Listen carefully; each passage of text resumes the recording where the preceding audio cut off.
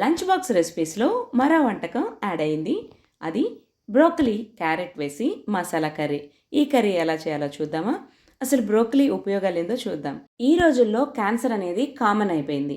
అటువంటి క్యాన్సర్ బారిన పడకుండా ఇది మనల్ని ప్రొటెక్ట్ చేస్తుంది. ఈ బ్రోకలీ తినడం వల్ల బ్రెయిన్ హెల్త్ కూడా చాలా బాగుంటుంది, హార్ట్ హెల్త్ కూడా బాగుంటుంది, గట్ హెల్త్ కూడా.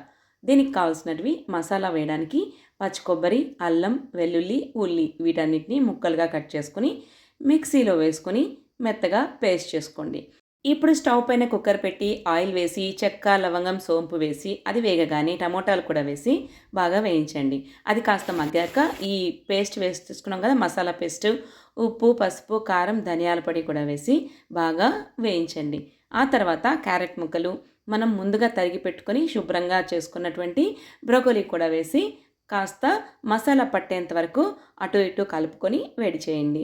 దీంతో మసాలా అంతా బ్రకోలీకి పడుతుంది. మసాలా బాగా వేగింది అనుకున్న స్టేజ్లో కొంచెం గరం మసాలాని యాడ్ చేయండి.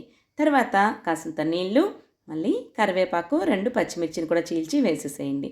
ఇప్పుడు కుక్కరు ఒక 2 విజిల్స్ పెట్టుకుంటే సరిపోతుంది.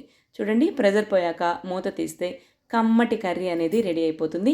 ఇందులో లాస్ట్లో కొత్తిమీరను కూడా స్ప్రింకిల్ చేసుకుంటే మనకు వేడివేడిగా అన్నంలోకైనా చపాతీలోకైనా బాగా టేస్ట్గా అనిపించే బ్రకోలీ క్యారెట్ మసాలా కర్రీ అనేది రెడీ అయిపోతుంది. క్యారెట్ డైరెక్ట్గా తిన్న పిల్లలకి ఇలా మసాలా కర్రీస్లో వేసి పెడితే ఖచ్చితంగా తింటారు. బ్రకోలీ అయితే ఇలా మసాలా కర్రీస్లో చేస్తే చాలా బాగుంటుంది. నాకైతే చాలా ఇష్టం పర్సనల్గా. మీ పిల్లలు కూడా చాలా ఇష్టంగా తింటారు. ఖచ్చితంగా ట్రై చేయండి.